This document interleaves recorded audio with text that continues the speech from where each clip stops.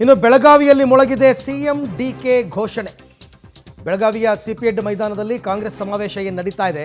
ಈ ಸಮಾವೇಶದಲ್ಲಿ ಮುಖ್ಯ ವೇದಿಕೆಯ ಮುಂದೆ ಡಿಕೆ ಬೆಂಬಲಿಗರು ಈ ರೀತಿ ಘೋಷಣೆಯನ್ನು ಕೂಗಿದ್ದಾರೆ. ಡಿಕೆಶಿ ಭಾವಚಿತ್ರ ಹಿಡಿದು ಬೆಂಬಲಿಗರು ಘೋಷಣೆಯನ್ನು ಕೂಗಿದ್ದಾರೆ. ಇಂಥ ಕಾರ್ಯಕ್ರಮದಲ್ಲಿ ಇವೆಲ್ಲ ಬೇಕಿತ್ತ ಅಂತ, ಯಾಕೆಂದರೆ ಹೇಳಿ ಕೇಳಿ ಇವತ್ತಿನ ಕಾರ್ಯಕ್ರಮ ಕಾಂಗ್ರೆಸ್ ಒಗ್ಗಟ್ಟು ಪ್ರದರ್ಶನಕ್ಕೆ ಸಾಕ್ಷಿ ಆಗ್ತಿದೆ.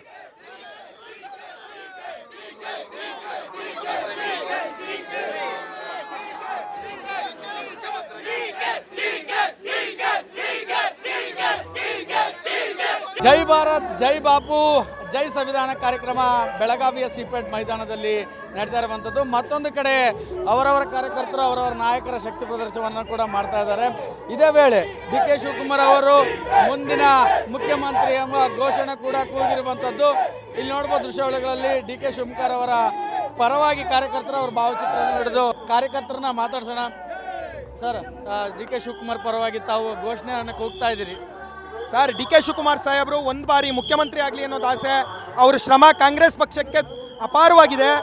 ಹಂಗಾಗಿ ನಾವು ಡಿ ಕೆ ಶಿವಕುಮಾರ್ ಅಭಿಮಾನಿಗಳಾದ್ರಿಂದ ಡಿ ಕೆ ಶಿವಕುಮಾರ್ ಅವ್ರನ್ನ ಭಾವಚಿತ್ರ ಇಟ್ಕೊಂಡು ಇವತ್ತು ನಾವು ಅವ್ರಿಗೊಂದು ಜಯಘೋಷ ಆಗ್ತಾ ಇದೀವಿ. ಸರ್, ರಾಮನಗರ ಜಿಲ್ಲೆಯಿಂದ ಸುಮಾರು 10,000 ಮೇಲೆ ಜನಗಳು ವಾರಂಟಿಯಾಗಿ ಬಂದಿದ್ದಾರೆ.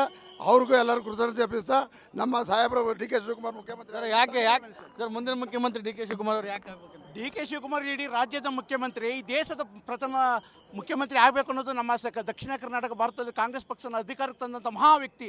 ಅದೇ ಪ್ರೆಸಿಡೆಂಟ್ ಕರ್ನಾಟಕ ರಾಜ್ಯದಲ್ಲಿ ಪ್ರದೇಶ ಕಾಂಗ್ರೆಸ್ ಸಮಿತಿ ಅಧ್ಯಕ್ಷರಾದ ಮೇಲೆ 130 ಸೀಟ್ ಹೊಡೆದಲ್ಲ, ಇದು ನಮ್ಮ ಅಧಿಕಾರ. ಅದಕ್ಕೋಸ್ಕರ ಮುಖ್ಯಮಂತ್ರಿ ಆಗಬೇಕು ಅನ್ನೋದು ನಮ್ಮ ಆಸೆ. ಇದೊಂದು ಕಾರ್ಯಕರ್ತರ ಮಾತುಗಳು. ಕ್ಯಾಮರಾಮನ್ ನಾರಾಯಣಗೌಡ ಜೊತೆ ಸುನಿಲ್ ಪಾಟೀಲ್, ಪಬ್ಲಿಕ್ ಟಿವಿ, ಬೆಳಗಾವಿ.